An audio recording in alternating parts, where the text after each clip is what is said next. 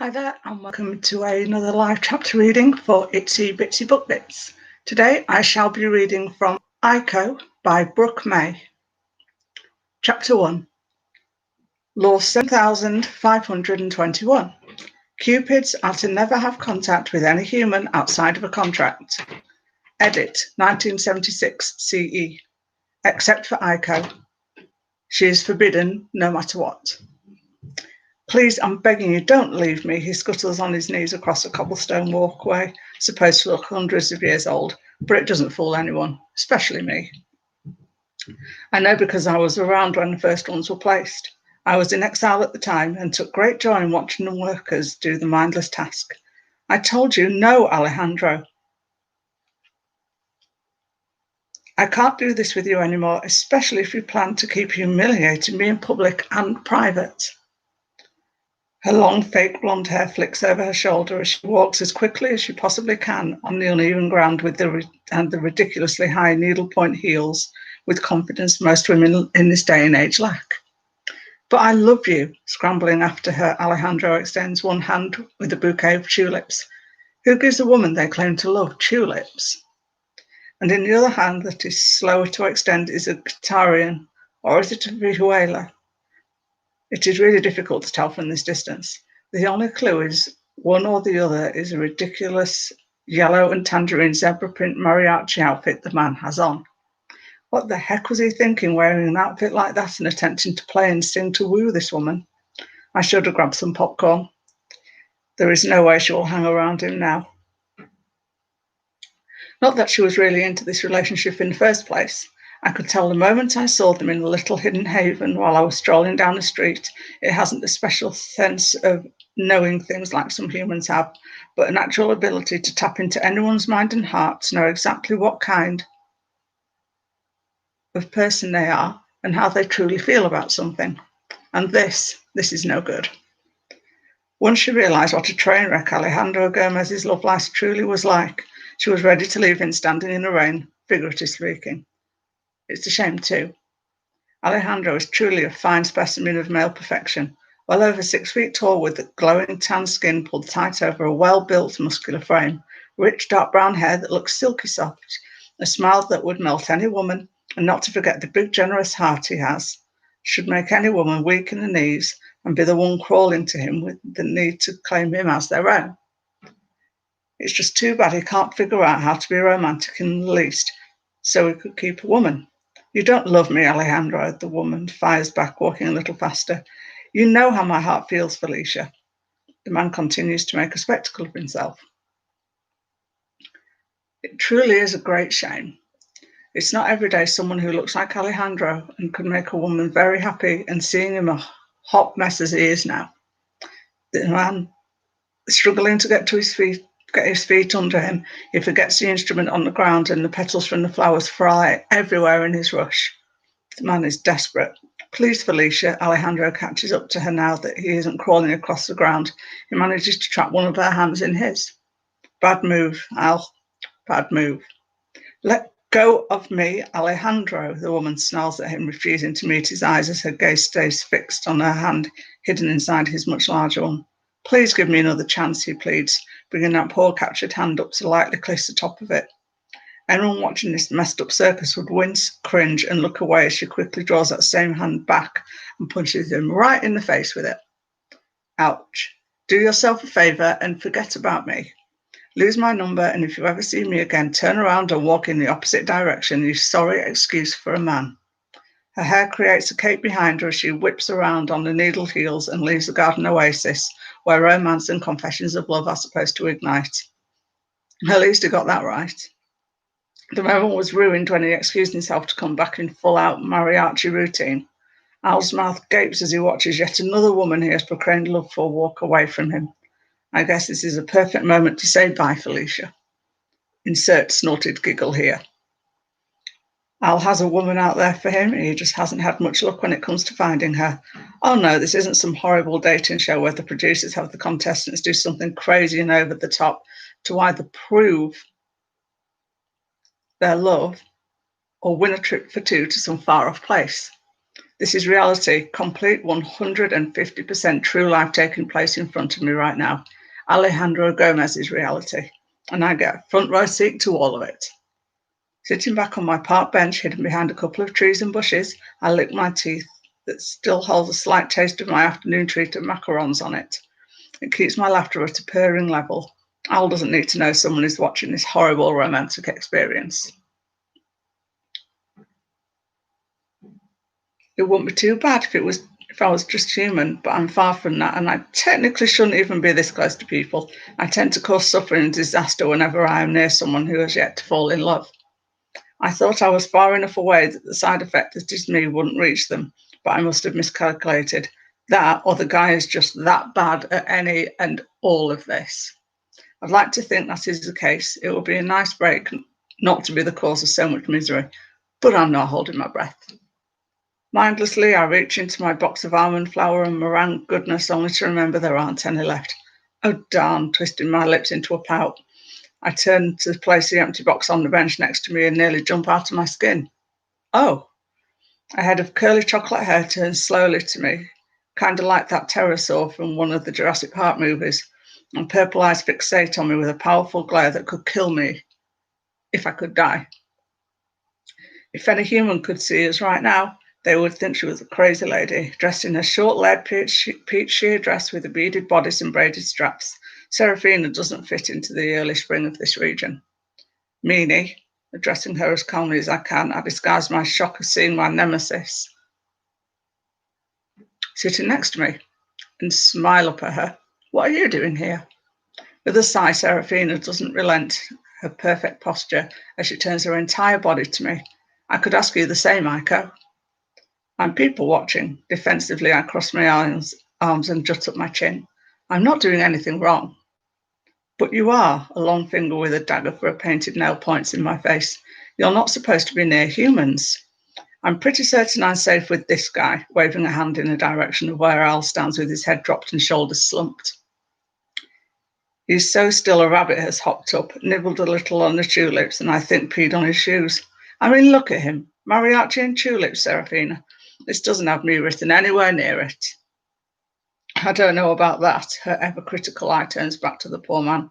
He doesn't need any more of your bad luck. I think I'm at a safe distance, so why don't you... It's time to go home, Aiko. Miss Meany cuts me off. I'm not done watching this. I need to know what he does next. Mother is summoning you. Head to toe from wingtip to wingtip, I bristle visibly at the mention of Mother. Slumping in my seat, I force myself to get up.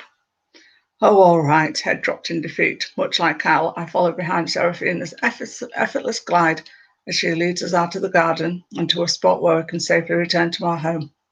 Oh, by the way, I'm Aiko, and I'm the worst Cupid in existence. Chapter 2.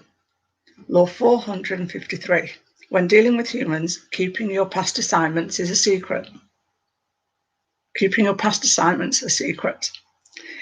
If making our way home doesn't to see Mother, who really isn't our mother, just Cupid's right-hand angel, who acts like our mother, wasn't bad enough, the second we are heading up, Serafina decides to lay into me.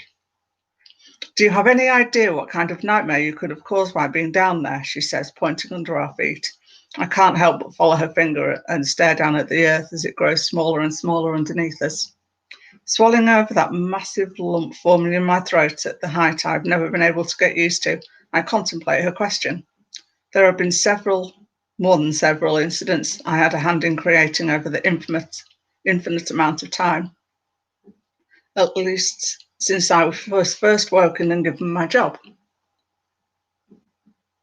I can take a few guesses. Mumbling, I continue to look down. I'm certain I can still see Al, standing in much the same spot, all depressed and such. My past is checkered. A war started by a prince-taking woman I shouldn't have never helped him get. A library burned to the ground because I thought it would be romantic to have so many candles around old dried things. And the deaths of millions of people who lingered for centuries before humans were able to get a hand on it. All these flash before me as if they happened yesterday, and a cringe morphs my face. See? Noticing my expression, Serafina pokes at me even more. It doesn't matter what you think your purpose is down there. It never ends well. Cupid himself has said so. Crossing her arms, Serafina proves why we don't get along. You never give me a break, do you? Glaring, I finally lift my gaze from the mortal world just as we arrive into ours. It's been 40 years since I last messed up. Haven't I redeemed myself yet? I don't know why I bother to ask Miss Meany. She will always tell me that I haven't, and I am better off staying up here where I can't harm anything or anyone. The funny thing about my bad luck is it doesn't affect others of my kind or any other angel I may encounter, which isn't a lot since I'm forced to keep to myself. I did have a couple guarding me after one mess up, but that was a long time ago. But the second I step foot on the ground down there, something unfortunate takes place. No, I don't, and no, you haven't. See what I mean? The straw that broke the camel's back took place 40 years ago when I thought it would be a great idea to spread free love. Free it was, but so was the whole pile of bad things that came along with the movement. One stupid suggestion, I snarled to myself, and one nasty disease that took hold of the United States. She's got me there. Gosh darn her. The laws were and continue to be written for a reason, Aiko. Serafina sounds tired, but I know it isn't possible. We don't sleep, never get sick, age, starve, get thirsty, or anything else that affects mortals. Cupid decreed you were to stay away from humans after the last disaster, of which the side effects still linger. Our feet land softly on the plush ground of our home in the heavens. It isn't visible to anyone who isn't a celestial being. The clouds form walls around buildings and support not only our weight, but also the massive furniture and other fixtures we have surrounding us. We may be cupids, but we still have our own senses of style and individual interests outside of work. I have never broken a single law. No, but you sure I've bent a few. All of us have, I fire back, frustration taking hold of me, you included. So don't go acting all pristine innocence on me, Serafina. Aiko, when are you going to? Serafina, that is quite enough. The voice that washes over us isn't harsh, heated, or even a mean one, but soft like a whisper and as gentle as a cute fuzzy kitten. It silences us and generates the same reaction out of our bodies as if it was furious, back straightening and our attention drawn to a single person. Briella, also known as Mother, patiently waits for us. At first glimpse, anyone will be awestruck by the heavenly glow of Briella's snowy white, flawless skin. Us cupids are beautiful, but meant to be forgettable after we have aided a human. It keeps us hidden in a mortal world, aside from dolphins, and allows us to continue our work in secret.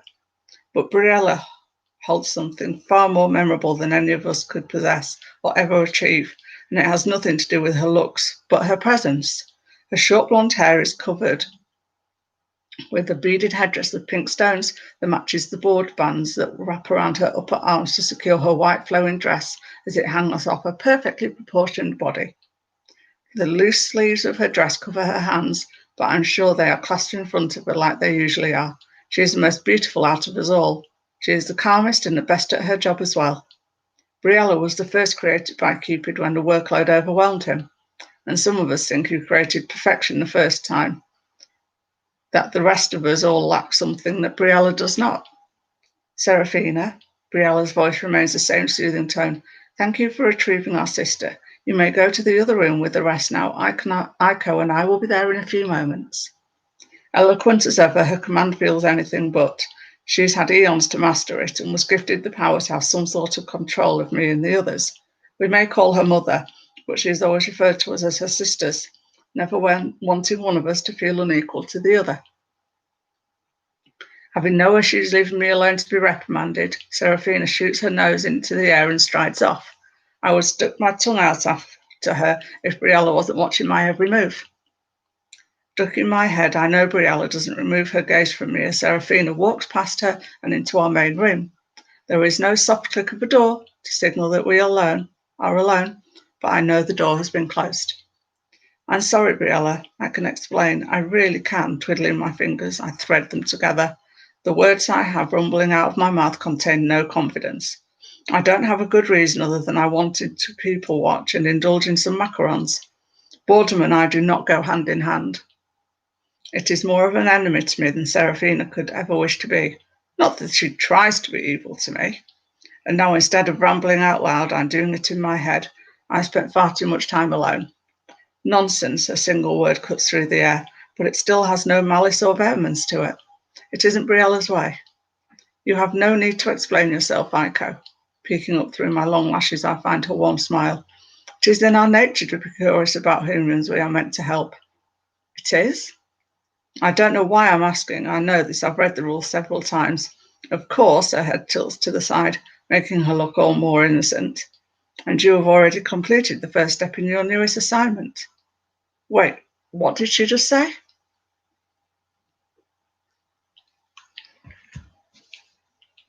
Thank you for listening to this live chapter reading. If you want to know more, I suggest you go and read the book. Thanks very much. Bye-bye.